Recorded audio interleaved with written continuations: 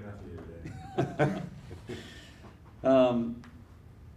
So I put this, I just kind of stole the presentation from PMA Financial. When I met with the business advocacy group, part of the chamber, they asked me to come meet with them and just kind of answer some questions, provide information.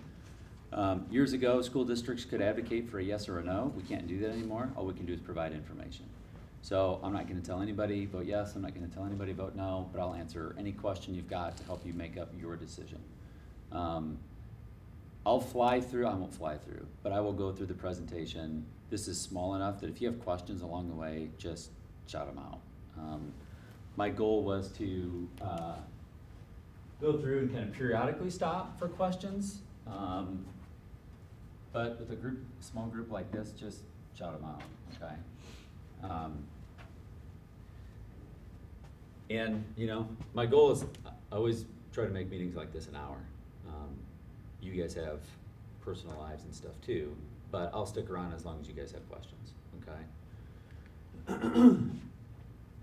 So just kind of some background information. On January 23rd, there was a board meeting. That was the first time I talked about the county school facility sales tax with the board. And it was part of a conversation primarily about the high school. So you can go back to January 23rd and see the slide deck and the video if you want. I didn't pull any of that from here. Board talked about it a couple of other times. That's on our website. I'll talk about that a little bit later. They voted to put it on the ballot. Our board voted to put it on the ballot July 30th. By law, you either have to petition the county board to put it on the ballot, or school districts that represent 50% of the student enrollment in the county have to approve putting it on the ballot. They can't vote to put the tax. In effect, it's gotta be voters. Voters have the final say on this. 5 other school districts approved it: DeKalb, GK, Hiawatha, Salmonauken, Sandwich. Indian Creek from the beginning has been neutral. They didn't support, but they didn't oppose it. They've just kind of taken a neutral stance. We passed this in Knox County when I was down there 15 years ago, and we had a very similar situation. There was a district that just kind of stood on the sidelines. Didn't oppose it, didn't support it. So not out of the ordinary. HBR hasn't been involved in the conversations from the beginning. They chose not to vote on it. Steve, sorry. Yeah. January 23rd, like where did this come from? Who, I see short and long-term facility planning, but who? Because, I mean, I just got the information now because you did it down in your district where you were at previously. Are you the one that brought it to this county? I was the one that recommended that our board consider putting it on the ballot, and it has to do with facility planning. The revenue can only be spent, with one exception, 2 exceptions, I'll talk about those later, school resource officers and mental health professionals. We would only use it for facilities. That's the only thing I would recommend it for. It's only for facilities, and not facility salaries. So not like to pay our director of building and grounds salary, only for the facilities, or to pay off debt that was used for facility work. So is it a phone call that you make over to the DeKalb superintendent and say, hey, I have this idea? Do the superintendents meet on a regular basis? We do. So we meet once a month. Every once in a while, we'll bump into each other at different meetings that we're not all kind of there to talk to each other on purpose. But we talk to each other enough that there's been some conversation about this. I actually recommended our board consider it on January 23rd. And then 2 or 3 of the other districts at like the next meeting we were all together, I was sharing that I recommended that our board consider it. And they right away were like, oh, you know, what was the conversation? Why did you recommend that? What is it? 3 of the superintendents, myself included in the county, have worked in school districts where there is the 1% was passed. But the other 5 don't have experience with it, so they had a lot of questions. So it started there, but then we just had multiple other conversations together, but then they had to go back to their boards and have a conversation with their board also. So the slide deck I'll run through here in a minute. PMA Financial presented the exact same slide deck to any school district who wanted to come look at it. So it was everybody except for Indian Creek. Everybody had a chance to look at it, ask questions. Alex Grados was at both of those presentations. Beth Evans was at one of those presentations. But then ultimately, they suggested, could we have PMA come and talk to our board? So we did have a representative from PMA Financial come and talk to our board in June. So it's been kind of a long process, a lot of discussion, and our board approved the resolution 3-2. Some of the boards were unanimous, some of them weren't. Ours was a 3-2, and everybody had varying opinions on it pretty much from the get-go. To answer your question? You did. Okay. And please know that I don't think that I know enough. I know that I don't know. But who paid PMA to come give you the presentation and put together their presentation? They do those presentations at no cost. PMA Financial specializes in working with school districts and municipalities. So we use them for financial kind of projections. They will help with debt service. They will help in a variety of ways, and provide support to school districts. So they have I would say that they are experts in the state in terms of school finance. So we work with them. They have an unbelievable understanding of this topic. So they just came and presented information to any of the school districts. And again, it was all of us except for IC. Yeah. Cole, any questions?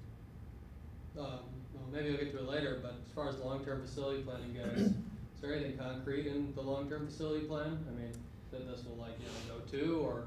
So we're in the midst of taking the existing facility audit, which I would liken to the state budget form. If you've ever looked at the state budget form, there's a lot of information. It's hard to glean out the details that make sense. So we're taking that large document and distilling it down to information that the public can digest a little bit easier. We're in the midst of doing that. All of the buildings in the district, can benefit from the 1%. I would say that the high school right now is my greatest focus. We've done a lot of work to all the schools in the district over the last couple of years. And that includes the high school, but it's so much bigger than the other schools that this is my greatest focus right now. And I don't know, in all honesty, I don't know that the district will be in a position to really make a long-term decision about the high school during my time. Because we're carrying enough debt right now that we're trying to be fiscally responsible, pay that off, but then position the district down the road to have, what I would like to do is position the district to have a much broader conversation about what this building could look like for the future after that. So there's no currently extant long-term facilities maintenance and capital expenditures plan that could be pointed to and say, well, that money can go to this. There is. Oh. I can send it to you. It's a long spreadsheet. Pretty hard to digest Sure, right now. okay. That's why we're trying to get something that's just more manageable. Would the intent to be to have that digestible version of that document out before the vote on this? Yeah, absolutely. We think that that's a really important part, right? Because if you're a voter and you want to know what facility work needs to be done, you got to know that. So that's the goal, is to have it out in enough time the voters can look at it, digest it, ask questions, and make a decision. Yeah. Boards can't approve the tax, it's gotta be voters.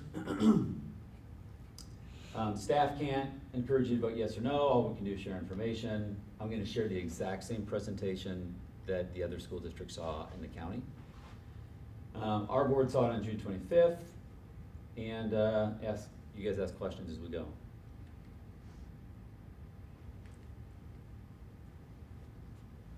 So this is the presentation our board saw, first couple of slides. It's county school facility sales tax. We've called it the penny sales tax because it's 1% on the dollar. Is it going to 1% automatically if it's voted in? So just on time. Sorry. No, you're good. Okay. It's good timing. So right from the beginning, part of the conversation was, if we want to pursue this, the bottom arrow there, the sales tax can be imposed in 0.25% increments. So it could have been a quarter, a half, 75%, or a full percent. But you have to decide that going into it. I know school districts that went after the full percent, didn't get it. came back later and went for half of it, 0.5%, and then the public approved that. We decided, for a variety of reasons, to ask for the full 1%. But it would have had to have been done in in 0.25% increments. So this is the map of all the counties in Illinois. All the blue ones are where the county sales tax is passed. The gray counties are the counties where it's been proposed and voted on but voted down. And the white counties are the counties where it's not been on the ballot ever. A lot of blue, a lot of gray too. The closer you get to Chicago, nobody has decided, school districts counties haven't decided to put it on the ballot. So the 1% applies to a lot of things, but it doesn't apply to everything. So if you buy a car, a truck, or an ATV, that additional 1% does not apply, it's exempt.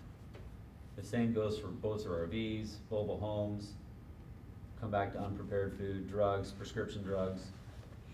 Farm equipment, parts, and inputs. So, doesn't really apply to agriculture pretty much in general.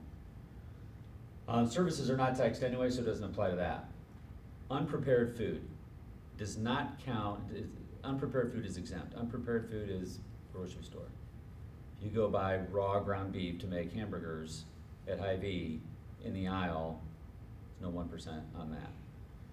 If you buy a bag of Doritos, the big bag of Doritos in the aisle, there's no additional, it's exempt. If you've been to Hy-Vee and you've been to Wahlburgers, if you buy a prepared hamburger with a bag of chips and a drink, the 1% does apply to that because it's part of a prepared meal.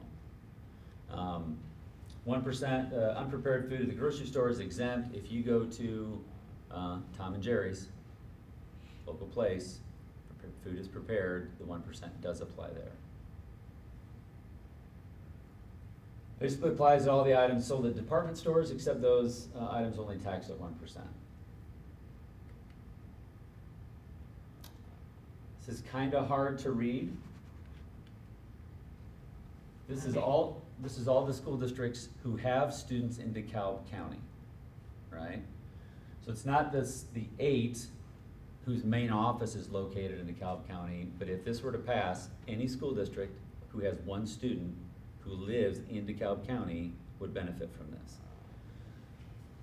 So, District 300 and Burlington both have 1 student in DeKalb County. And based on projections, these projections from PMA, they would earn about $704 per student. The bulk of the revenue, which is collected by the Department of Revenue at the state, and then sent back to the county through the Regional Office of Education, and the ROE then distributes the money amongst all the schools in DeKalb County. Based on their projections, Sycamore would generate about $2.5 million a year for facilities. We have, on this projection, our enrollment in DeKalb County was 3,598. We have some land in Kane County. So we've got about a little over 3,700 students, but some of those students don't live in DeKalb County, so they don't count for this. Our share of the county is about 23.8, 24%, almost a quarter.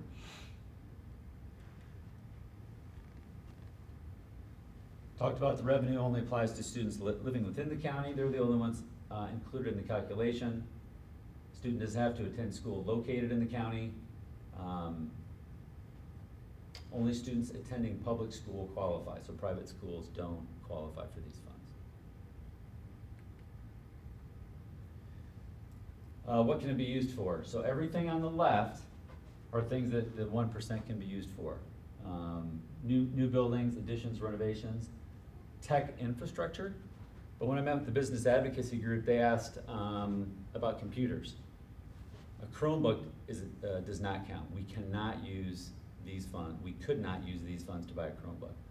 We can use these funds to run all the cabling, the Wi-Fi, hotspots, servers, hubs, switches. Buy a new projector for this room. one. We cannot buy the projector, but we can pay for the wiring to put in a new one if that's what we decided to do. I think it might be beneficial. It's a little, yeah, it's not very sharp.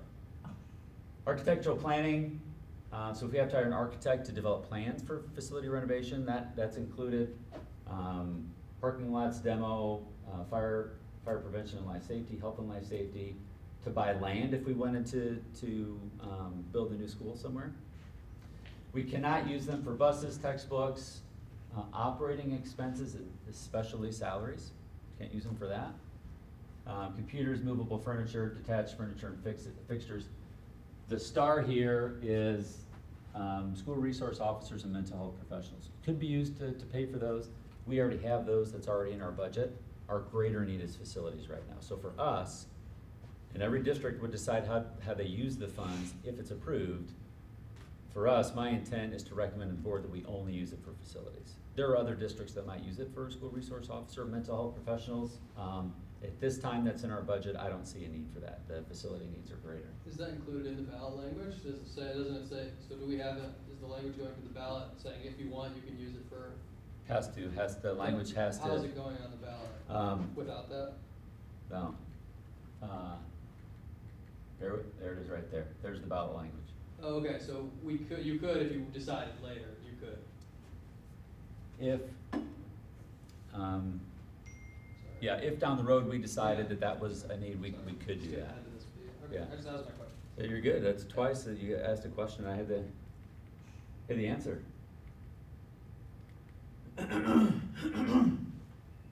Here's existing sales tax rates in DeKalb County. So it kind of shows you where everybody's at, including Sycamore. DeKalb and Sycamore are both at 8%.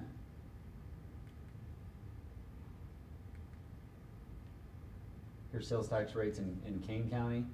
PMA included this because oftentimes the concern with the 1% is that if people live in DeKalb County and this passes and there's an extra 1% on their bill, well, I'm just gonna go shop in Kane County, or I'm gonna go shop in Ogle or wherever. So this is how sales tax, they provided this as an example. Here's how sales tax rates look in other neighboring communities. Talked about this already. Boards of Education have to put it on the agenda or the ballot. ROE has to certify the question to the county clerk. Amanda Christensen's already done that. And then the county clerk places it on the ballot. I've already talked to Tasha Sims. She's confirmed that she's gotten everything that she needs and it will appear on the ballot on November 5th. There's the ballot language. If it were to pass, well, let me back up for a second. A majority of voters in the county are required to approve it. So take all the voters in DeKalb County who vote, a majority of those voters would need to approve it for it to pass. We'll just talk about this for a second because we have another question on the ballot on November 5th, and that's the at-large elections. That's different. It's not a majority of voters in the county, it's all townships have to approve it, or a super majority of voters in the county, which is 2/3. That'll come out, we're gonna put out information about that, that's coming out, I think next week. So that information will go out, but that's a little bit different. For this, it's just gotta be a simple majority. If it were to pass, the sales tax dollars don't start flowing for a while. Generally, it takes about 4 months. But the state of Illinois only adjusts sales tax twice a year. And our understanding is that we're gonna miss that first deadline. So even if it were to pass, we wouldn't expect to start receiving funds until towards the end of 2025, so like November of 2025.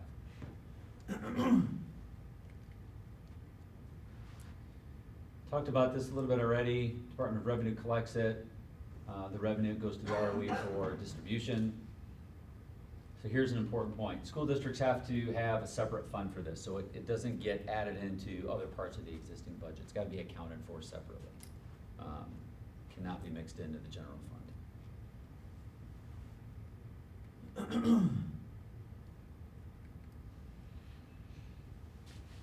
So if you're gonna use it for facilities, how can you do that?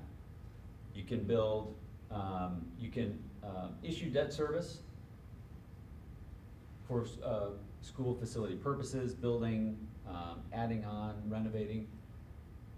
You can pay as you go, so if you have if we had $1 million project and we knew that we were gonna get $2.5 million, we just set that money aside, pay it when it's done and move on. If we have a $10 million project, we would take out bonds, borrow money for that, and then just use the sales tax revenue to pay off those bonds. Generally done using alternate revenue bonds, but there are other means to do that as well. You can also use it to retire or abate bonds. So one of the advantages is that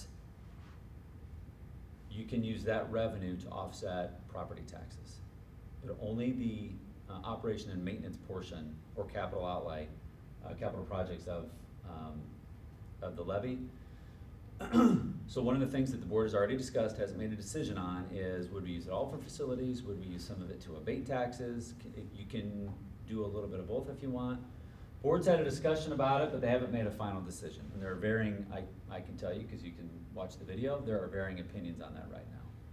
I think right now they want to see what happens on November 5th and then make a final decision if they need to. Could someone help me save some time and tell me which video and at what time to go and listen to what the board has to say on that conversation? I'm curious as to what questions they're asking. Sure. So I need to think about this for a second. Is it the July meeting? I think it was the July, no, I think it was the August It was the meeting. last meeting. Yeah. The 23rd, August? On 20? August, yeah. Yeah. Okay, And it was added to, that conversation was added to the agenda. But if you go to the August meeting, the video is broken up by topic. So if you go to that topic, there's a video clip that Okay. just includes that I discussion. can see the format change there, that is nice. Yeah, thank you. I can't take any credit for it. Kelly can. She's the one that did all the research and then did all the work on it, Kelly Benz. Yeah. But it's a lot better site. It's nicer. Yeah, thank you. Mhm. So the exact use doesn't have to be on the ballot. Each district makes that decision themselves. It's one of the few opportunities for local control that school districts still have.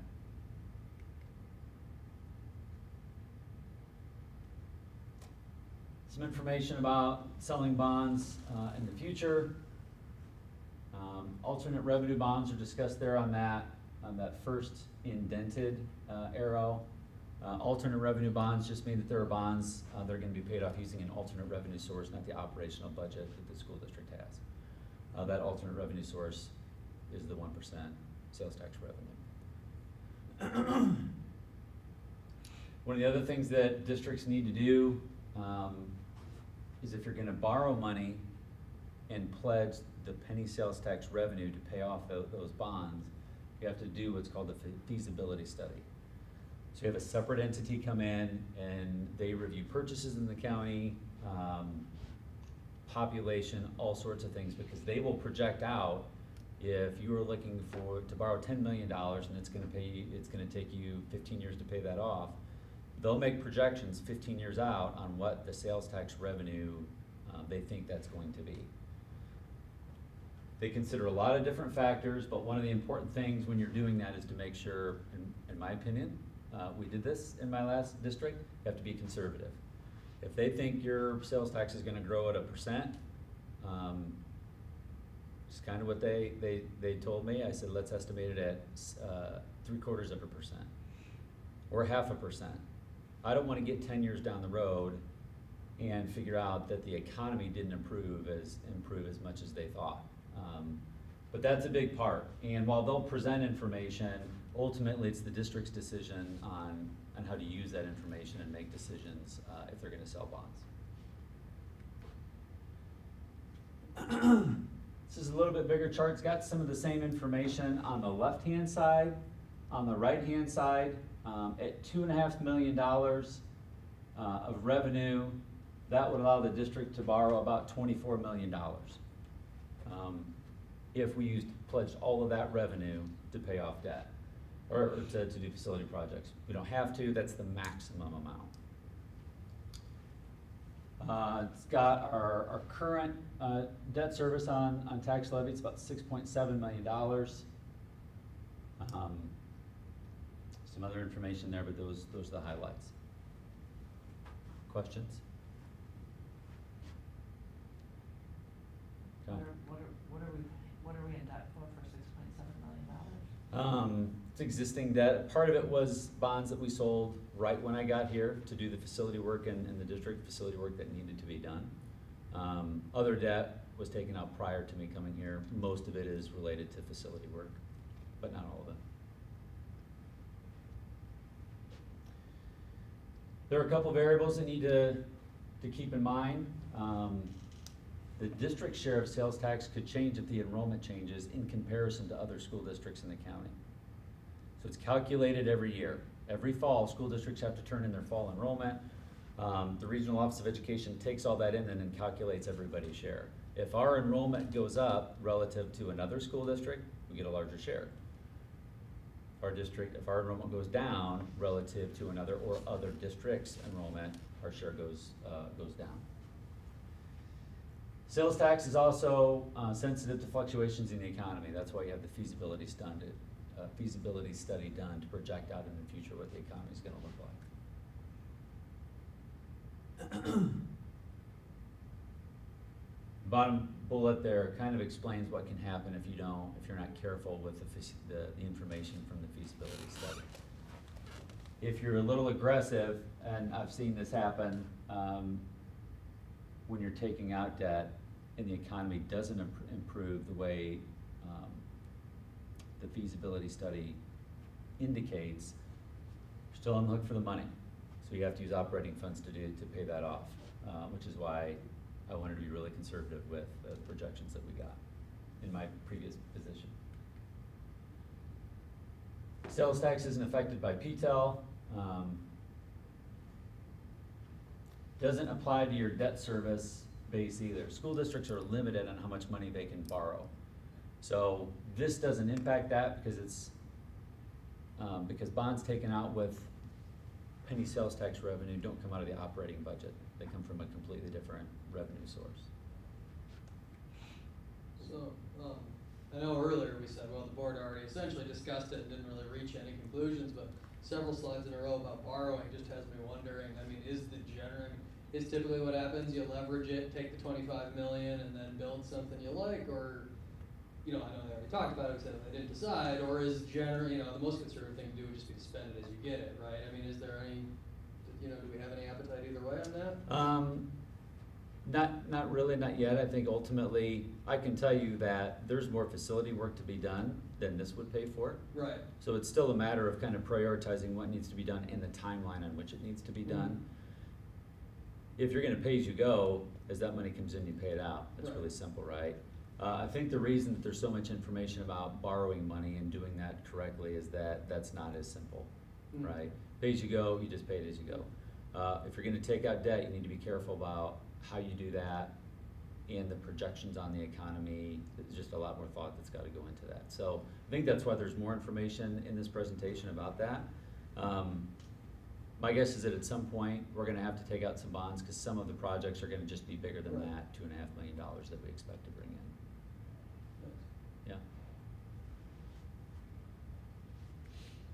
Yeah. Here's the timeline. The board has already, all the boards in the county have already approved it. It's gonna go on the ballot on November 5th. So originally, and this goes back to your question, Liz, when we first started talking about it, part of the conversation was, do we wanna consider putting it on the November 5th ballot? Do we wanna put it on the April 1st ballot in the spring? We had, I would say, significant conversation about that, all of the districts together. And some people argued that putting it on the spring ballot might get a more favorable outcome. Some people argued in the fall you're gonna get a more favorable outcome. Our approach was, let's put this on the ballot as soon as we can. We've got enough time, it's a little bit of a rush, but we've got enough time to get the word out, talk to our communities, and give them time to decide by November 5th. We could go back and do it on April 1st if all the boards pass the exact same resolution all over again. So passing that resolution once doesn't mean that we can put it on the ballot as many times as we want. So I've had some people say, well, if you don't pass it this time, you're just gonna keep putting it on the ballot and you're just gonna keep doing that until it passes. Well, I may still come back and recommend that the board consider it again, but then they have to approve it all over again, right? They hear from people in the community more than I do. So, and it only passed on a 3-2 vote here. If I remember correctly, in DeKalb it was 4-3. So, could we put it on the ballot? Yeah, if all the boards approve it again. But I'm not sure what kind of appetite there's gonna be to do that. On April 1st, I think maybe the board's kind of wait and see what happens on the 5th. Even if it doesn't pass, is it by a landslide? Does it go down in flames? Is it close? I think all those things will come into play. We recommended to the boards, let's put this on the ballot in November and see what happens.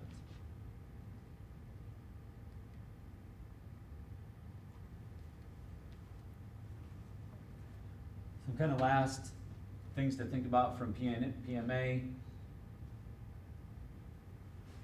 They really told us that all the districts really need to try to be on the same page if at all possible. Each district needs to educate its voters. We all agreed to start with the one-page flyer that you'll see here in a minute that's got general information about county. But even that one-page flyer had one little section where we talked about how we would intend to use those funds. Kind of decided that kind of a countywide umbrella approach would be a good idea, but then every district needs to really educate voters in its community. Community's more engaged when you're using it for capital projects, and we need to communicate benefit in terms of property taxes not paid. Some of those projects that we may want to do down the road, if we're going to use sales tax revenue to pay for those, they won't show up on your property taxes. Doesn't mean you'll never see that on your property tax bill again, but it means that portions of that work can be done without property tax revenue.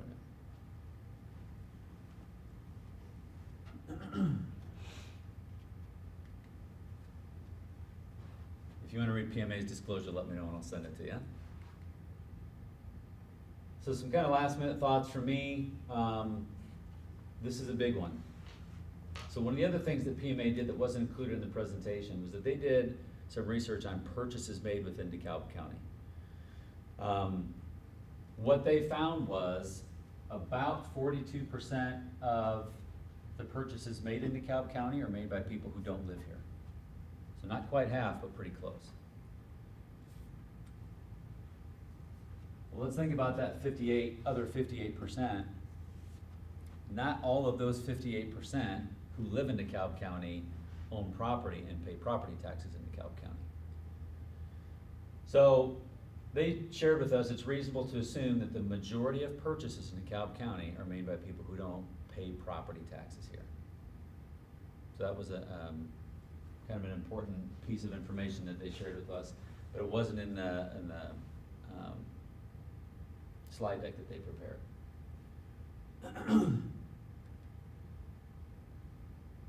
There's the one-page flyer. I took that right off of the website, so you can find that. Have you guys been on the webpage on our website? Okay. Put a link on there if I needed to go to it. I don't need to. We'll continue to populate that with information as messages go out. Final thoughts. Voters get to decide. It's on November 5th. Can only be spent on facilities, school resource officers, and mental health professionals. Again, I'm gonna recommend to the board that it's facilities here. And that was the last bullet. I know both of you know how to get a hold of me. Do you guys have any questions? Anything that I went over that you have a question about, or anything that I didn't go over that you've got a question about? Rumors in the community, hey, I heard this, is that true? I'll do my best to answer them.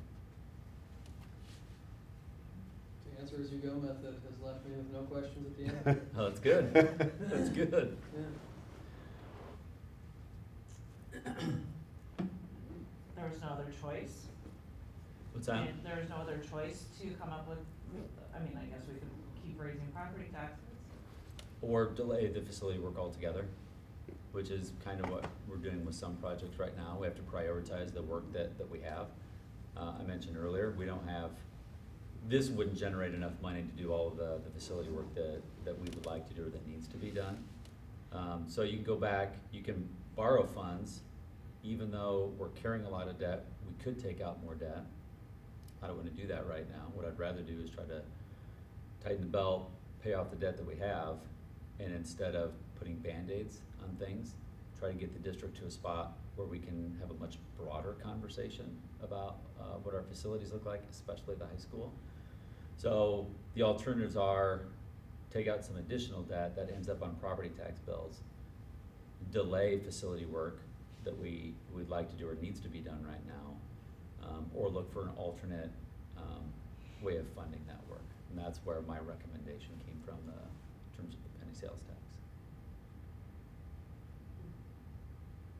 In one sentence, like, what is one main thing that has to, and I know that I have 3 daughters, Sure. one's here and 2, so they will benefit from it, so Sure. don't get lost on that, but what is one big thing that has to be done at this building? So I would say one of the things that needs to be done in this building, I don't think, might be in Mr. Daddario's hallway, but this time of year, what's really apparent is that the humidity in the air, the HVAC system, doesn't properly control the humidity, let alone the temperature. We have air conditioning, it's pretty comfortable in here.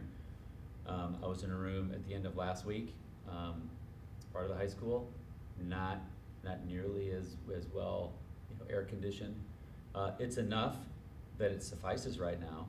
I would love for it to be different, especially the humidity issue, not just from a climate perspective, but also a safety issue. So that's one thing that needs to be done. At the same time, investing, so here's one of my concerns. That's a large project on a building, part of which is already 60 years old. So investing that money in a building that's already 60 years old, how much longer is that gonna last? It's part of why my longer term vision is to position the school district to get to a point where we can manage what we have until that debt is paid off, and then have a conversation about what this building could look like or what another building could look like. If you go back to January and look at the video from that, you'll see that I don't know that building a brand new high school from scratch is in the cards, just because of the immense cost in that. But I do think that there's a way to use existing infrastructure here, parking lot, football field, field house, sewer, water, electrical. Use what's here existing and maybe restructure what the high school looks like. Maybe demolish part of it and put on newer additions. And when we do that, there's a way to phase in large replacement or upgrades of things like the HVAC system. So that's just one example, and one of my concerns is putting that much money into a building, part of which is already 50, 60 years old. What I'd really rather do is get the district to a point where they can have a conversation about a brand new HVAC system, maybe a geothermal system, that goes into a building that is fairly new, and we know that HVAC system will last for the life of that building, for sure. So that's just one example, not one sentence, but one example. Understood. You mentioned during your presentation of your time here and what you wanted to have done. Are you speaking to the length of your contract? Or are you speaking towards retirement? Just I don't know where retirement, you're at. yeah. How far away are you from retiring? I'm getting closer by the day, but I'm not there yet. I've got a handful of years left. But I know, it's like paying off a mortgage, right? Paying off the debt that we have just is gonna take time. So I know that will happen after my retirement date. I don't know what my retirement date is right now. Yeah. And my contract doesn't go until my retirement date, I can tell you that. So it might be the length of my contract. I just know that point is far enough in the future that it's gonna be beyond my time. As an aside, kind of a personal story, I benefited from somebody, actually a group, a superintendent and board in my previous district that had that kind of long-term goal. They knew they wouldn't realize it, but they made decisions that positioned the district when I was there to work with the board to make decisions that really allowed that community to do some incredible things, one of which is build a brand new high school. So in some ways I'm trying to return the favor and position Sycamore to be able to do that down the road beyond my time.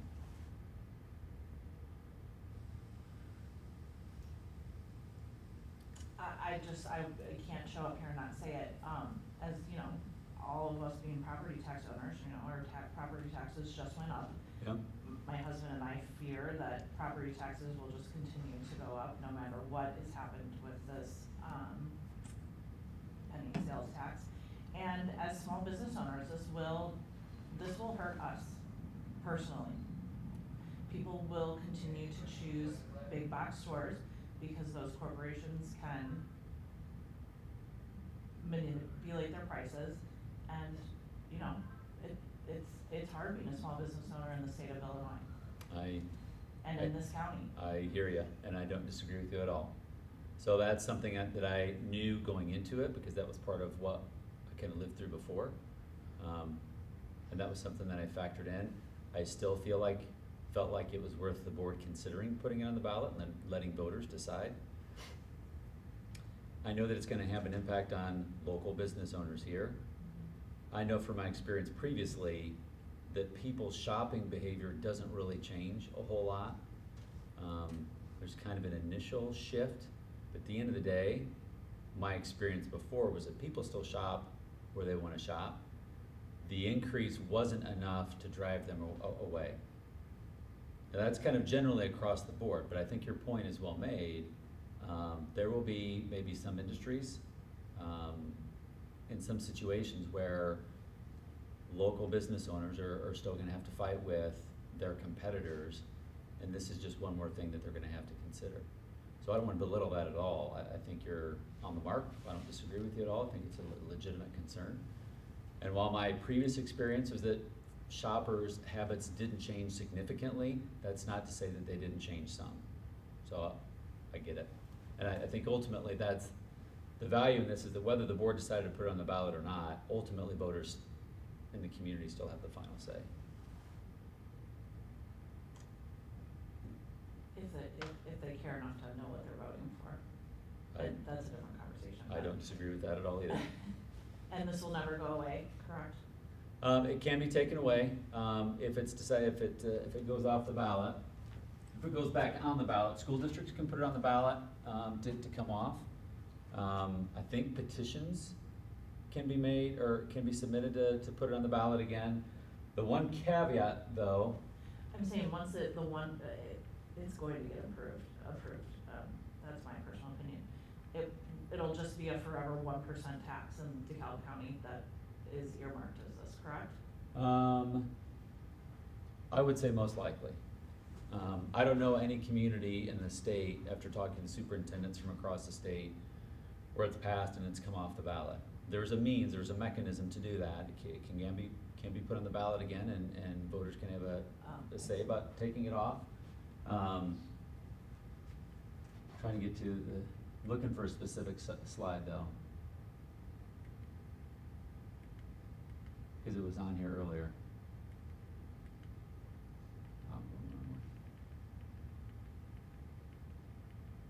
Perhaps I'm misunderstanding. Your question is, can it be repealed after it were approved? Is that what you're asking? Or There's you're no- asking, there- can it just be taken off it's- the ballot now? No, I'm asking, once it's approved in Yeah. DeKalb County, the 1% will live there infinitely. Right, yeah. So And the- what he's saying, I think that another board or a future board could, or maybe you're saying a community stakeholder could put a petition together to have it removed, but it would have to be voted on to be removed as well Yes. by the It's county. gotta be voted on by voters in the county to be removed. So the bottom bullet kind of addresses, it's a brief answer, but the subsequent referendum is required to reduce or discontinue it. So that vote could also be, hey, it's 1% now, can we lower it to half? The only caveat that you need to know is that if any school district in the county uses those funds to take out debt, it can't be put on the ballot until that debt's paid off. Make sense? So if a school district has taken out bonds and pledged that money for them, it can't be put on the ballot.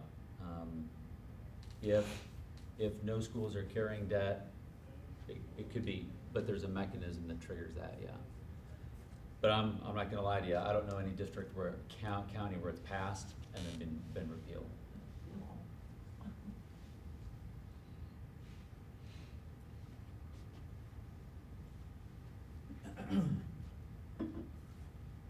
what are you gonna do if it's voted no? We'll listen to voters, and, part of what I think we'll need to do is look at the outcome here in Sycamore as well as the county. Is there an appetite to go back and put it on the ballot again? If not, then we need to find a way to continue to move forward and, continue to do as much as we can with what we have. So I don't wanna say this is a threat, but if there's work that needs to be done, and that's not in the current operating budget, we'll have to consider taking out some additional debt to do those projects. But my goal is to have a small an impact on the tax bill as a result of that as possible. My real goal is to get the school district to a point where that debt's paid off, and continued investments in facilities can be done really thinking longer term down the road. But I think it depends on what the outcome of the vote is, what the circumstances are, what the voters tell us, and then really what ultimately the board wants to do. Because I can recommend this to the board, but at the end of the day, they would need to put it back on the ballot, and they'd have to do with all the other school districts in the county, pretty much knowing that DeKalb has to be one of them, because they have about 49% of the students in the county. Won't DeKalb basically decide it for all of us? Probably. I think at the end of the day, because of the population in DeKalb, in 428, the boundaries of 428, probably, but Sycamore has a significant chunk, a quarter of the voters, quarter of the students, in the county.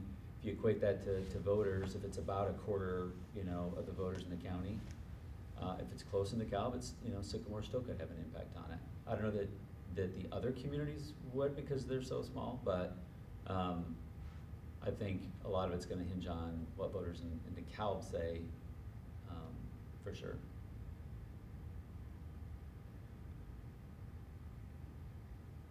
You're actually more hopeful than I am, so we'll see. Come on, man. But, yeah, it'll pass. I don't know, we'll see. If you guys have additional questions, I'm happy to hang around. You guys know how to get hold of me. Give me a call, shoot me an email, but I'll stick around until I've exhausted questions. Just under an hour, but I still got time. Appreciate your time. Yeah, Thank you. appreciate you guys coming out. Yeah, and we recorded it, so we'll put the video online so people can Great. see the exact